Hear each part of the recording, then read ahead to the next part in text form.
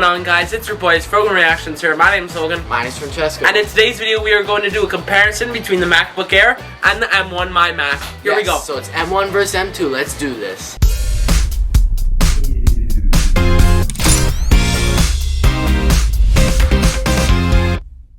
So first we're going to start with the Geekbench test. So on the iMac here, with the 24-inch iMac, we're running 16 gigs and it's the 8 to 8 core.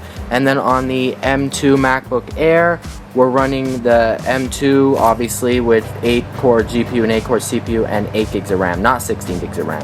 So on the test here, 1730 for single core, yeah, and 7317 for multi-core. And then on the MacBook Air, we got 1896 for single core and 8939 for multi-core. So that's pretty good. And then the metal score is 25,647, and for the metal score on the iMac is 19,456. So obviously the MacBook Air is much faster than the iMac by quite a bit, by quite a margin. So let's move on to the next test.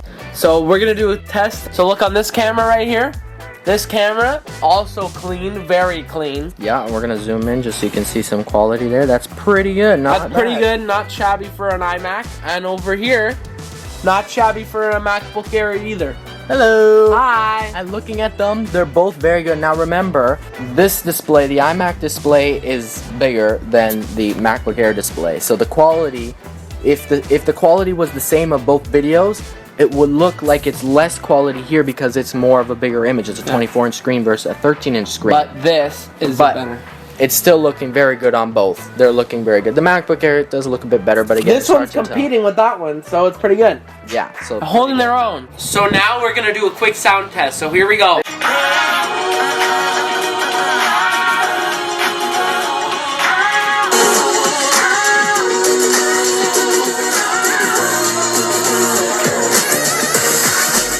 So this is the display on the iMac. The M1 iMac, obviously the processor doesn't make a difference, but it looks pretty good. It looks pretty good. And then this one's on the MacBook Air. On the MacBook Air. The MacBook Air display also looks very good. They're both looking very good. And based on my judgment, they're pretty much identical. And that's a very good display for the MacBook Air over the iMac. So we give them a round of applause. So now we're going to do the Final Cut export. We're going to do a Final Cut export on the M1 iMac and also the M2 MacBook Air. Compare the results from our in-depth review test. So let's do that. Now we're going to be doing a Final Cut export test on the M1 iMac. We did the M2 MacBook Air in our in-depth review, but we just demoed the results. It was 14 minutes, so let's take a look. We're going to do the exact same video as you can see here. Exact same video. We're going to send that to compressor. We're going to send it to the desktop. So we're doing this again off the exact same external drive, exact same settings, 4K, exact same everything, just on M1 iMac instead of M2 MacBook Air. So let's hit start on that. We're going to close Final Cut and we'll be back as soon as we have the results. Okay, so the export is completed and we have an official export time with the exact same video on Apple M1 iMac of 14 minutes and 7 seconds, which is an interesting stat because the MacBook Air finished at 13 minutes and 58 seconds.